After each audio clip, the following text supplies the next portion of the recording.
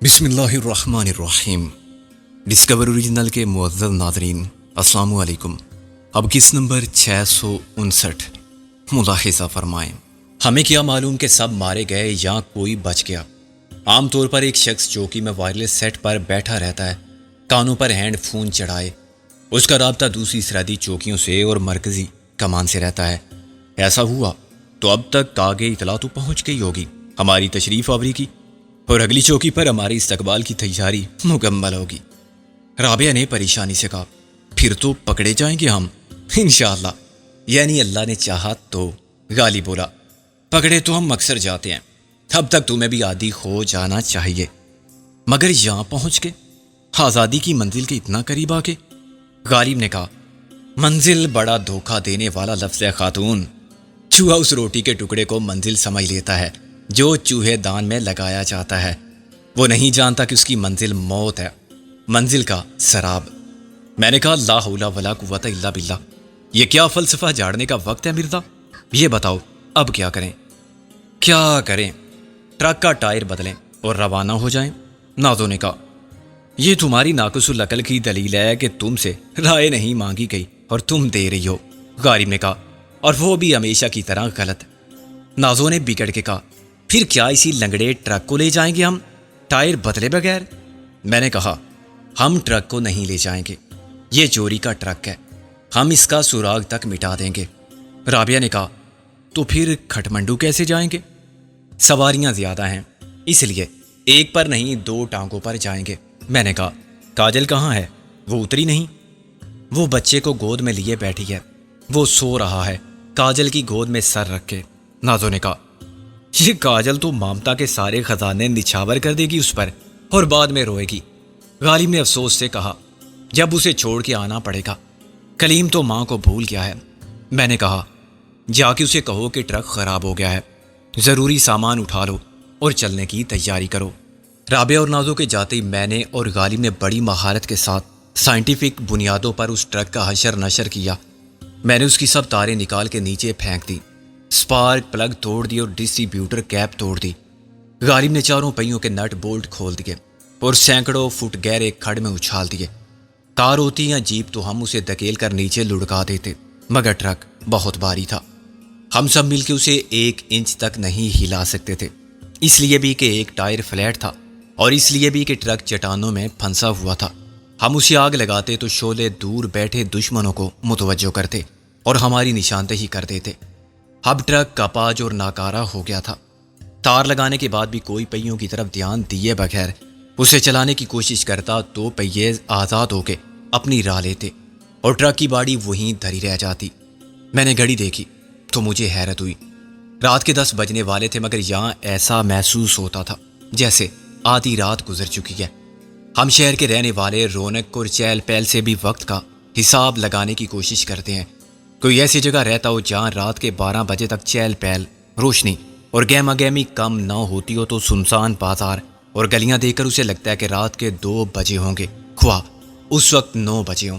گاؤں والے سرے شام سونے کے عادی ہوتے ہیں اور وہاں 9 بجے ہو کا عالم ہوتا ہے، جو لاہور کی مال پر رات 2 بجے بھی نہیں ہوتا۔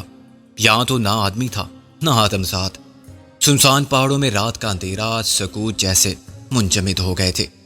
کبھی کبھی خاموشی کو بیڑیے یا گیدڑ کے چلانے کی آواز مجروح کر دیتی تھی۔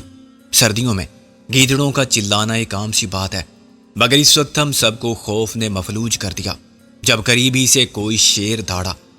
شیر نیچے وادی میں تھا، مگر اس کی داڑ سے پیدا ہونے والی گونج کی بازگشت چاروں طرف پھیلے ہوئے پہاڑوں کی پتھریلی دیواروں سے ٹکرائی تو کچھ اور بھیانک ہو گئی۔ کاجل ابھی کلیم کے ساتھ ٹرک سے اتری ہی تھی، اس نے سب سے پہلے چیخ ماری اور کلیم کو کھینچنے لگی، اوپر چڑھو اوپر۔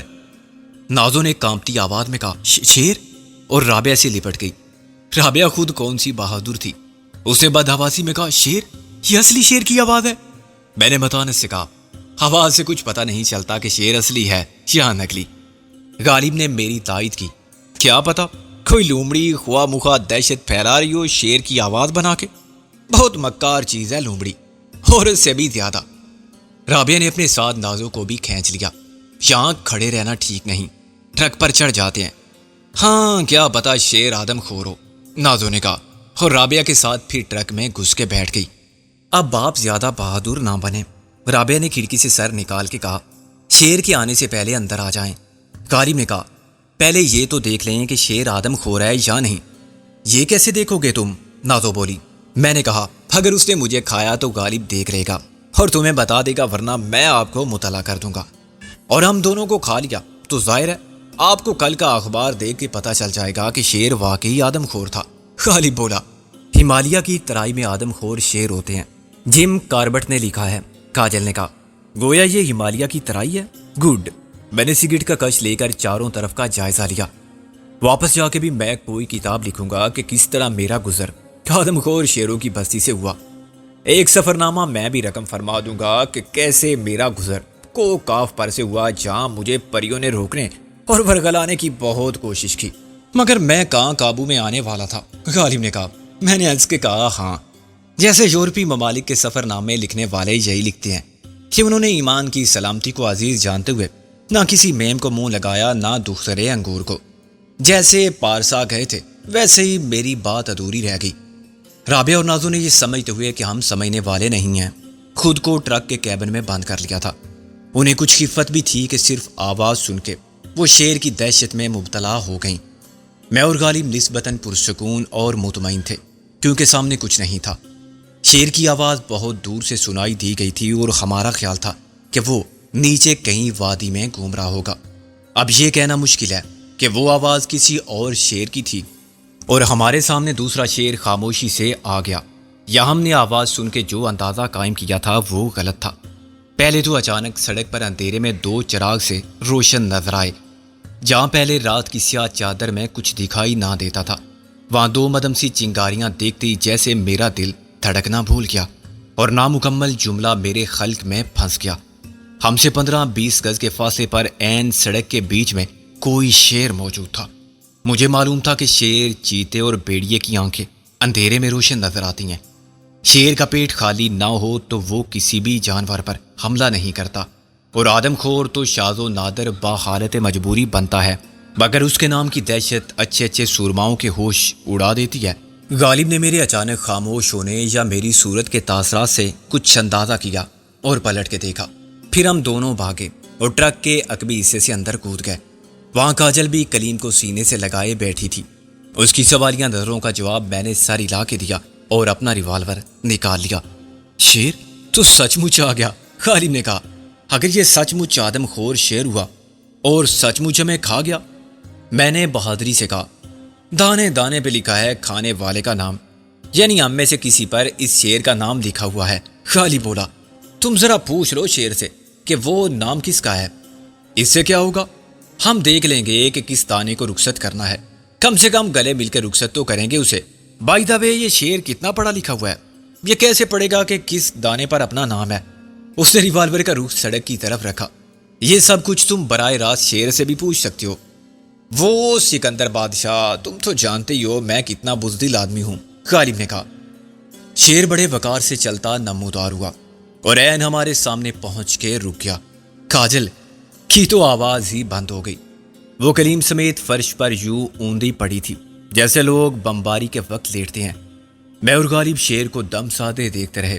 جنگل کے بادشاہ سے منسوب ہلاکت آفرینی اور خون آشامی کی سب روایات، قصے اور واقعات جو ہم نے سنے اور پڑھے تھے یا فلموں میں دیکھے تھے، ذہن میں تازہ ہو گئے تھے، اور جیسا کہ مشہور ہے، ہم مسمرائز ہو گئے تھے۔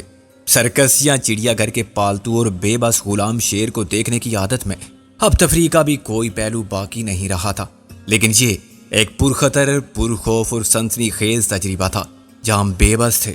انسان کی فطری ذہانت پر ایک جانور کی حیوانی جبلت کو برتری حاصل تھی۔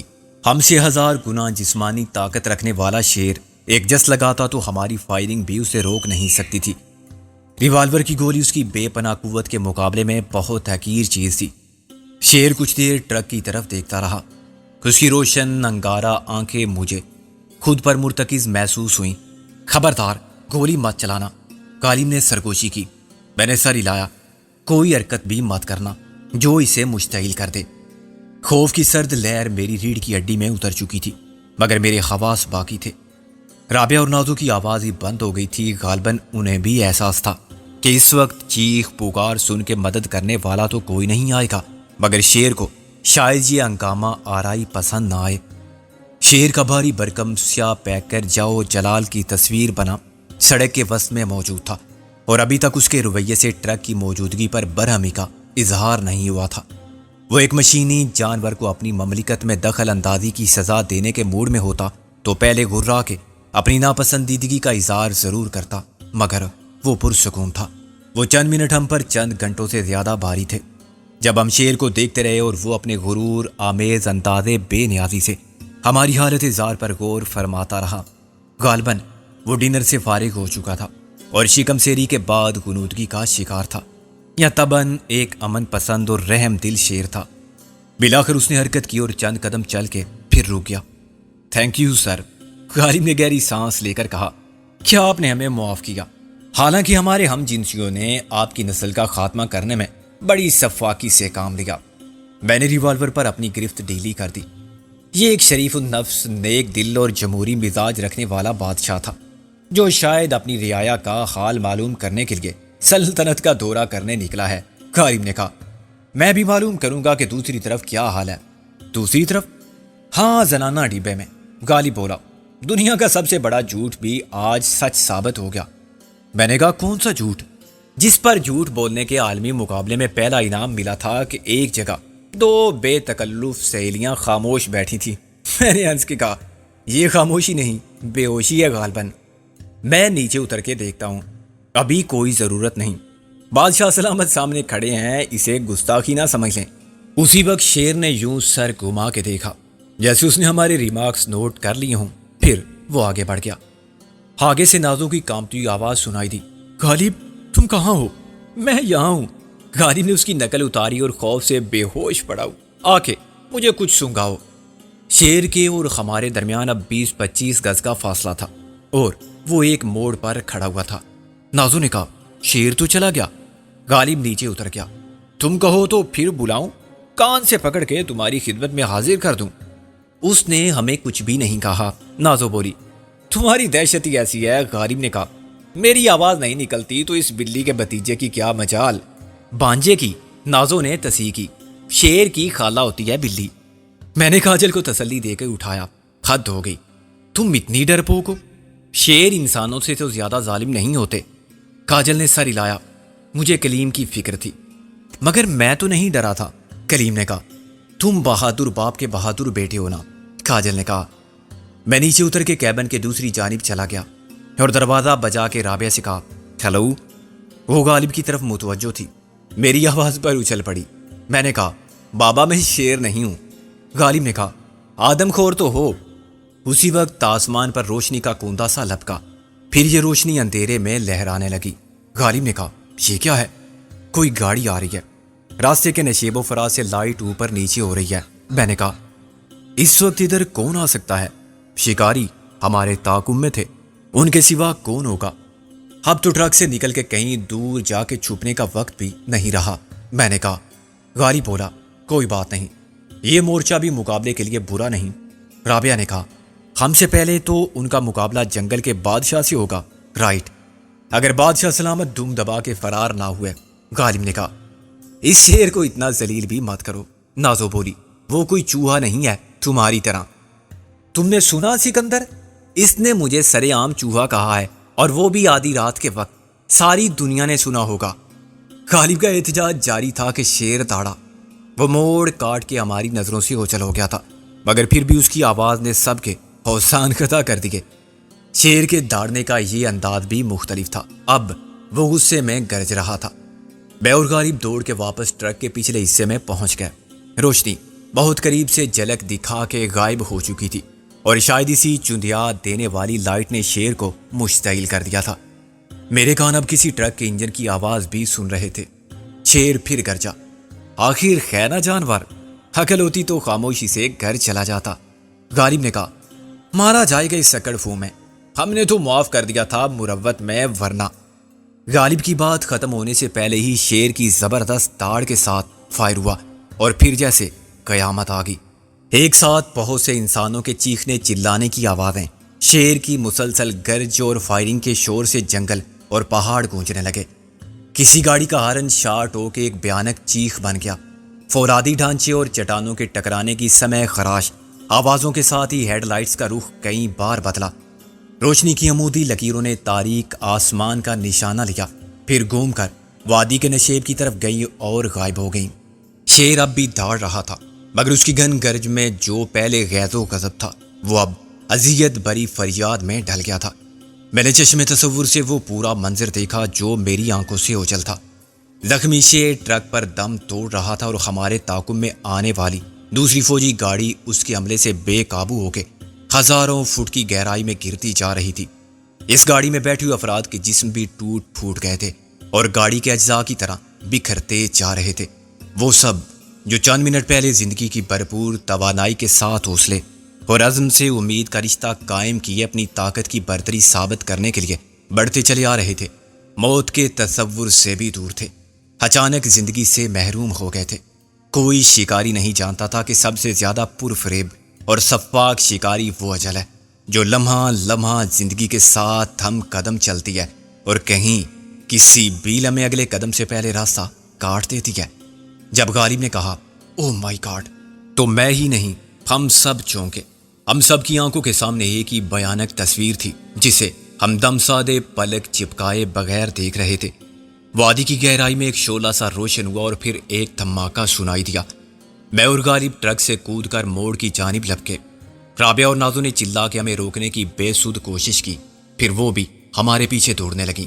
غالب سنو، دیکھو شیر کے قریب مت جانا، نازو نے چیخ کر کہا۔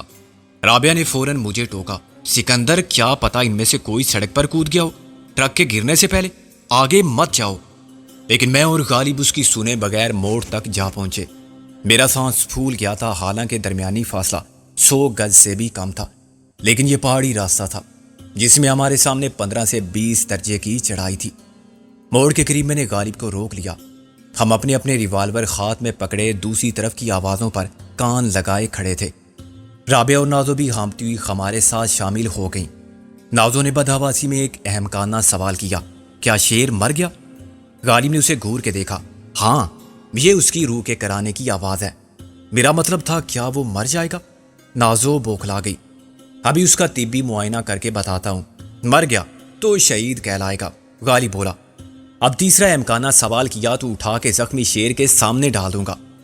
میں نے چند قدم آگے جا کے چٹان کی اوٹ سے دیکھا۔ شیر سڑک پر پڑا ہوا دم توڑ رہا تھا اور اس کے حلق سے نکلنے والی دھاڑ اب ایک پرعذاب خرخراہٹ میں تبدیل ہو گئی تھی۔ نیچے وادی میں ایک بڑا شعلہ کسی آلاؤ کی طرح بھڑک رہا تھا۔ آس پاس چند دیے بھی روشن تھے۔ یہ گاڑی کا جلتا ہوا ڈھانچہ تھا جس کے کچھ شکستہ حصے ابھی چل رہے تھے۔ آہستہ آہستہ شیر خاموش ہو گیا۔ ہم سب دور سے اس کو مرتا ہوا دیکھتے رہے، جو ہماری جان لینے نہیں، ہماری جان بچانے کے لیے اپنی جان قربان کرنے آیا تھا۔ اسے بھی انتظام دستے غیب کے سوا کچھ اور نہیں کہا جا سکتا تھا۔ ہم اسے ڈر رہے تھے، جبکہ وہ فرشتہ غیب کی طرح ہمیں دشمنوں سے نجات دلانے کے لیے آیا تھا۔ اس نے گاڑی پر حملہ کیا ہوگا، اس سے ڈرائیور کا بد حواس ہونا لازمی تھا۔ دوسرے لوگوں نے اسے دیر سے دیکھا ہوگا اور فائرنگ کر کے شیر کو ہلاک کرنے کی کوشش میں دیر کی ہوگی۔ شاید جس لگا کہ شیر گاڑی کے بونٹ پر گرا ہوگا۔ اس کے بعد ڈرائیور کو سامنے کچھ نظر نہ آیا ہوگا۔ اس کے لیے گاڑی کے سٹیئرنگ پر کنٹرول رکھنا بھی ناممکن ہو گیا ہوگا۔ ایک تو خوف اور دہشت کے باعث اور دوسرے شیر کے وزن کی وجہ سے جو مشتعل ہونے کے باعث مسلسل حرکت کر رہا ہوگا، اور ممکن ہے اس کے عملوں نے ونڈ سکرین کو بھی توڑ دیا ہو۔ میں نے یہ سب نہیں دیکھا تھا، مگر میں جانتا تھا کہ یہی ہوا ہوگا۔ میں اس حادثے کا پورا منظر اپنے تصور میں دیکھ رہا تھا۔ میں نے ایک قدم اور آگے بڑھایا تو غالب نے مجھے روک لیا۔ بس اور آگے مت جاؤ۔ میں نے کہا کیوں؟ اب کیا ہے؟ شیر کی لاش سے کیا ڈرنا؟ غالب نے نفی میں سر ہلایا۔ دور سے ایسا ہی لگتا ہے، مگر شیر ابھی مرا نہیں ہوگا۔ مرنے سے پہلے وہ آخری سانسیں لینے کے لیے اٹھے گا۔ نازو نے اسے پیچھے کھینچا۔ تم اتنے قریب کیوں کھڑے ہو؟ غالب نے خفگی سے کہا۔ میں قریب کھڑا ہوں، تم خود میرے قریب آ کے کھڑی ہوئی ہو۔ تم نے خود میرا بازو پکڑا اور اب خود اپنی طرف کھینچ رہی ہو۔ شرم تم کو مگر نہیں آتی؟ نازو نے اسے دھکا دیا۔ اچھا جاؤ مرو، آگے جا کے شیر کی مونچھیں اکھاڑ لو۔ غالب نے ایک پتھر اٹھایا اور شیر کی طرف پھینکا۔ پتھر بڑی آواز کے ساتھ سڑک پر گرا، مگر شیر کو نہیں لگا۔ کیا پاگل ہوئے ہو؟ نازو نے کہا۔ شیر زندہ ہوتا تو پتھر کی آواز پر چونکتا۔ رابعہ نے فیصلہ دیا، ابھی پتہ چل جاتا ہے، غالب بولا، اور اس نے دوسرا پتھر اٹھا کے شیر کو مارا جو شیر کے سر پر لگا۔ ایک آخری زبردست داڑ کے ساتھ شیر نے تڑپ کر سر اٹھایا اور پھر جسم کی باقی ماندہ توانائی کے ساتھ اٹھنے کی کوشش کی۔ ہم سب پلٹ کے بھاگے۔ بھاگنے والوں کی قیادت غالب کر رہا تھا۔ اپنے ساتھ وہ نازو کو بھی اپنے ساتھ کھینچ کر لے جا رہا تھا، جیسے ٹرین کا انجن صرف ایک بوگی کو لے کر بھاگا جا رہا ہو۔ دوسرا انجن یعنی میں اسی ٹریک پر رابعہ کے ساتھ دوڑ رہا تھا۔ چند قدم دوڑ کے مجھے خاموشی کا اور اس سے زیادہ اپنی بزدلی کا احساس ہوا۔ میں نے پلٹ کے دیکھا تو شیر وہیں پڑا ہوا تھا۔ مبارک ہو مرزا جی، شیر مر گیا، میں نے کہا۔ غالب نے رک کر پیچھے دیکھا اور زبردستی دانت نکال کے بولا، دیکھا کیسا تاک کے نشانہ لیا تھا؟ نازو نے اپنا ہاتھ چھڑا لیا، بڑی بہادری کی، مرے کو مارنے کی کوشش۔ رابعہ نے بھی شاید نازو کی حمایت کی۔ ہاں، پتھر مارنے کی کیا ضرورت تھی، آخر وہ ویسے ہی مر جاتا۔ خاتون، وہ میرا پتھر لگنے سے ہلاک ہوا ہے۔ زنانہ تعصب اور حسد کی عادت کے باعث تم مجھے کریڈٹ نہ دے دینا، میں تو تمہیں مجبور نہیں کر سکتا، غالب بولا۔ کیا تم نے دیکھا نہیں اپنی آنکھوں سے کہ اتنی گولیاں لگی تھی مگر وہ زندہ تھا؟ میں نے بس ایک پتھر مارا اور وہ مر گیا۔ میں نے غالب کی تائید کی۔ اب تم ایک سند یافتہ شکاری ہو، ہم سب گواہ ہیں کہ تم نے ہمالیہ کی ترائی میں ایک ببر شیر کو خالی ہاتھوں سے پتھر مار کے شکار کر لیا تھا۔ ایسا تو جم کاربٹ بھی نہیں کر پایا تھا، وہ بڑی توپ قسم کی رائفلیں استعمال کرتا تھا۔ غالب انکساری سے بولا، مومن ہو تو بے دیگ بھی لڑتا ہے سپاہی۔ میں نے اس کی کمر پر ہاتھ مار کے کہا، چلو سپاہی اب اگلے مورچے کی طرف مارچ کرو۔ دسمبر کے مہینے میں مارچ کیسی ہو سکتا ہے؟ غالب بولا، مگر نازو کے ساتھ چل پڑا۔ تم دیکھنا میں کیسی تیل کا خیز کتاب لکھتا ہوں واپس جا کے۔ شیر کا شکار تو ہمارے آبا و اجداد نے خواب میں بھی نہیں کیا ہوگا، حالانکہ وہ بھی شکاری تھے، خاندانی شکاری۔ نازو نے جلا کر کہا، اپنی عقل کے پیچھے لٹھ لے کر پھرتے ہوں گے، اسی کا شکار کرتے ہوں گے۔ نہیں، میں نے بچشم خود انہیں متعدد جانور ہلاک کرتے دیکھا تھا، مجال ہے جو ان کی نظر سے کوئی چھپکلی، چوہا یا کاکروچ اور مچھر بچ کے نکل جائے۔ غالب، خدا کے لیے بند کرو یہ بک بک، نازو بولی۔ غالب نے افسوس سے سر ہلایا۔ تم دیکھنا وہ کتاب کیسے دھڑا دھڑ بکے گی۔ ایسے شیر کو پتھر مار کے ہلاک کرنے والا واقعہ آج تک کوئی ہوا ہے؟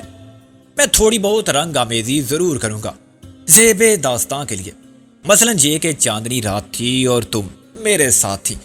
زبردست منظر کشی ہوگی کہ کیسے تم نے شیر کی داڑھ سنی اور ڈر کے چیخ ماری۔